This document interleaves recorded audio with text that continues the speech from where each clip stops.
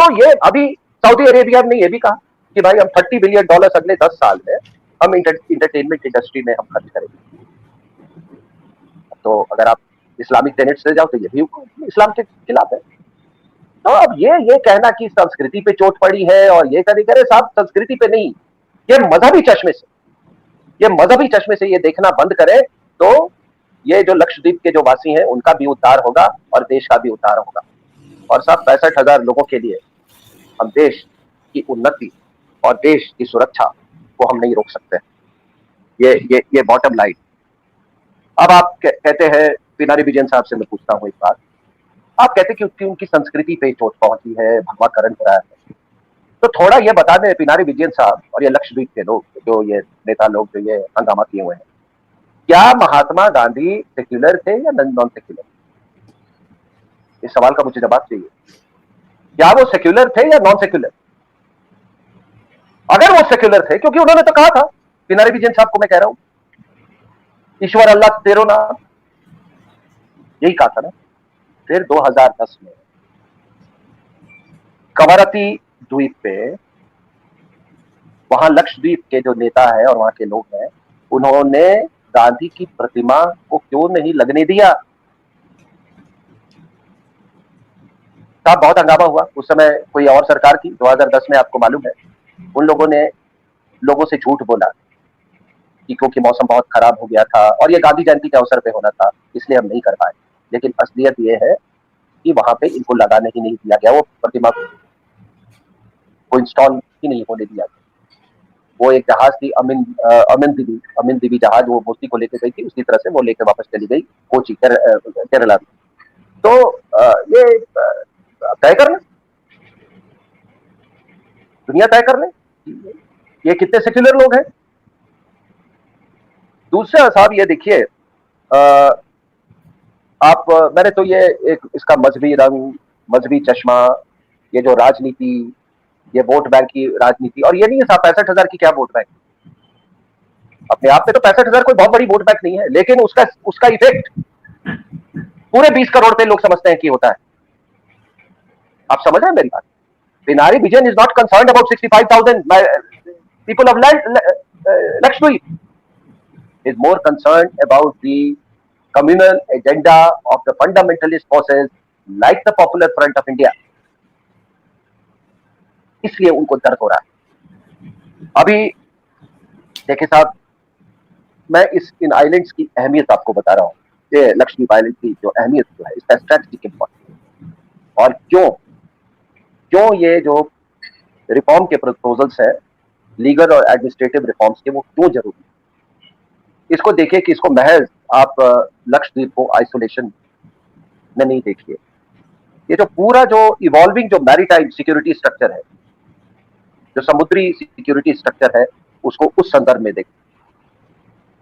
हमने ओमान में, अगर हम लक्षद्वीप की बात कर रहे हैं, इसको आप अगर इंटीग्रेटेड स्ट्रक्चर को, तो आपको इसको जो दुकुम एयरपोर्ट है जो ओमान में हमने वहां पे फैसिलिटी हमने एमओयू साइन किया है और जो हमको मुहैया करवाया गया है, वो दुकुम एयरपोर्ट 18 मीटर गहराई है, बहुत डीप पोर्ट है साहब, उससे इसको जोड़ के देखना चाहिए। उसके बाद आपके जो चाबहार है, उससे देखना चाहिए, जोड़ के देखना चाहिए, क्योंकि चाबहार पोर्ट जो है ईरान में, हमने उसमें काफी वहां पर काफी हमने इन्वेस्टमेंट किया है, लेकिन अभी वो बड़ा टेंटेटिव है, क्योंकि वहां पे चाइनीज का काफी मतलब अभी प्रेजेंस बढ़ गया है, तो उस पर ज्यादा भरोसा नहीं किया जा सकता है।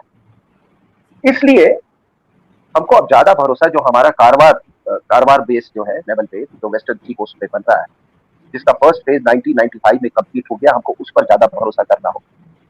और अभी ये शायद अगले साल में फेज 2 भी कंप्लीट हो जाएगा। पुष्पेंद्र जी, जब ये बेस बन जाता है तो ये ईस्ट ऑफ स्वेज ये सबसे बड़ा बेस होगा। तो लक्षद्वीप को अकेला ना देखें, ये केवल ये पूरे जो फ्रेमवर्क जो है हमारे मैरीटाइम में, उसको उससे जोड़ के देखें।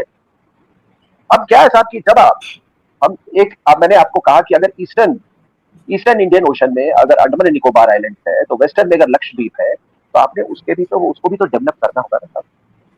अगर आप चाहते हैं कि वो एक अच्छा इंटीग्रेटेड वेस्टर्न इंडियन ओशन में एक जो मैरीटाइम स्ट्रक्चर है उसके साथ ये इंटीग्रेट है। अब वहां की जो अगाती एयरफील्ड, मैं आपको बताता हूँ, अगाती एयरफील्ड है, वहां का जो अभी रनवे है वो छोटा रनवे है। वहां पे medium range turboprop aircraft ही ऑपरेट कर सकता है, ठीक है ना, जैसे ड्रॉनियर। अब आप अगर बोइंग वहां पर उतारना चाहते हो, और या अगर आप जैसे हमारा ये नेवी का जहाज है P-8I, तो उसके लिए आपको बड़े रनवे की आवश्यकता है।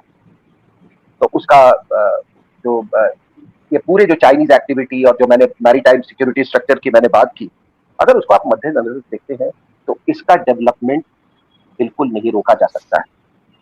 और अगर आप पूरे आइलैंड्स को, लक्षद्वीप आइलैंड्स को डेवलप कर रहे हैं, तो क्या आप उसको इस्लामिक तरीके से डेवलप करेंगे? क्या हमारे एयरफोर्स पर्सनल और नेवी पर्सनल वहां पर इस्लामिक तरीके से रहेंगे? ये वो ताकतें हैं साहब, ये अंदर की वो ताकतें जिसको मैं थर्ड फ्रंट कहता हूं, वो नहीं चाहते हैं कि इस आइलैंड में कोई डेवलपमेंट हो, इसका कुछ अपग्रेडेशन हो, ये आपके मैरीटाइम स्ट्रक्चर का ये हिस्सा हो। और माफ कीजिएगा, पिनारी विजयन भी वो उसी का हिस्सा है। वो क्यों चाहेगा? उसको तो चीन से वो हुक मारा होगा कि भैया तुम भी यार रेजोल्यूशन पास कर दो, ये देखो ये इसका अपग्रेडेशन नहीं होना चाहिए, कुछ तो करो यार। तो ये बिके हुए लोग हैं, ये वापसी लोग हैं। आप ये पूरी गेम को समझिए पुष्पेंद्र जी। दूसरा, ये क्यों इंपॉर्टेंट है? ये लक्षद्वीप से एक 9 डिग्री चैनल जाता है साहब। 9 डिग्री चैनल यानी कि एक सी लेन ऑफ कम्युनिकेशन है। ये 200 किलोमीटर ये चौड़ा है। यहां से सारा जो आपका पर्शियन गल्फ का जो ट्रैफिक जो है, गल्फ से ये ईस्ट की तरफ, पैसिफिक की तरफ, सारा ट्रैफिक यहां से जाता है। अब आप बताइए कि इस आइलैंड को हम कैसे ये फंडामेंटलिस्ट के हाथ में रहने दें?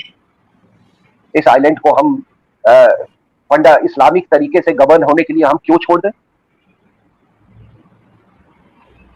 चाइना तो ऑलरेडी हमन टोटा में आके बैठ गया है। 36,000 जहाज एनुअली उधर से गुजरते हैं, हमन टोटा के नीचे से, वहां चाइना बैठा हुआ है। तो इसलिए जब आप इंडो पैसिफिक स्ट्रेटजी की बात करते हैं, अब आपने ये फॉर्मुलेट किया गया, ये कॉन्सेप्ट, अपने कमांड को भी बदल डाला अमेरिकन ने, इसको इंडो पैसिफिक कमांड कर दिया। तो इंडो